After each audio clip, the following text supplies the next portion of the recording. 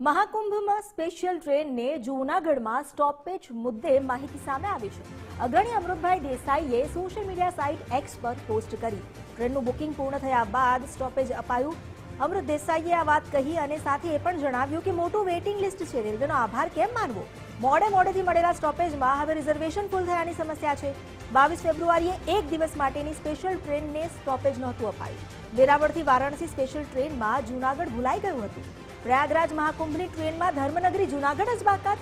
અગ્રણી અમૃતભાઈ દેસાઈ સહિત સ્થાનિક લોકોએ પણ આ અંગે માંગ કરી હતી। ટ્વીટ મારફતે જૂનાગઢ સ્ટોપેજની માંગ કરવામાં આવી હતી। ગુજરાત ફર્સ્ટ જૂનાગઢને સ્ટોપેજ માંગનો અહેવાલ પણ પ્રસારિત કર્યો હતો। વધુ વિગતો જાણીએ એસોસિએટ એડિટર ધર્મેશ વૈદ્ય પાસેથી। ધર્મેશ, જૂનાગઢને જે રીતે સ્ટોપેજ માટે માંગ કરવામાં આવી, સ્ટોપેજ તો આપવામાં આવ્યું છે, પરંતુ તેનાથી પણ સંતોષ નથી લાગી રહ્યો।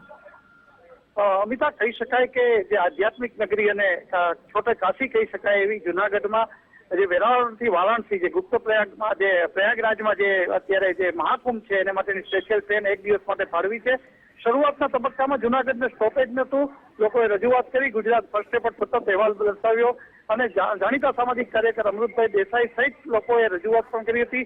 હવે સ્ટોપેજ ફળવાયું છે, પણ અત્યારે એક દિવસની આ ટ્રેન માટે રિઝર્વેશન ફૂલ થઈ ગયું છે। તો જૂનાગઢ વાસીઓને કે સંતોને જવું હોય તો પ્રયાગરાજની આ ટ્રેનનો લાભ મળી શકે એમ નથી। તેથી ફરી પાછો ટ્વીટ કરી અને કેન્દ્રીય રેલ મંત્રીને રજૂઆત કરી છે કે કાં કોચ આપો ને કાં રેલવેમાં રિઝર્વેશનની વ્યવસ્થા તો ટૂંકમાં સંતો એક માગણી સંતોષાય, પણ સ્ટોપેજ આપ્યું ત્યારે રિઝર્વેશન નથી એવી સ્થિતિ ઊભી થઈ। તો જૂનાગઢ વાસીઓ કે સંતો કે જે શ્રદ્ધાળુ પ્રયાગરાજ મહાકુંભમાં જવા માંગી રહ્યા છે એના માટે આ ટ્રેન અત્યારે જેને કે સ્ટોપ ફાળ્યું પણ અત્યારે નકામી થઈ છે અને એને માટે ફરીથી ટ્વીટ કરવામાં આવ્યું છે। જી, આભાર આપનો જાણકારી આપવા માટે।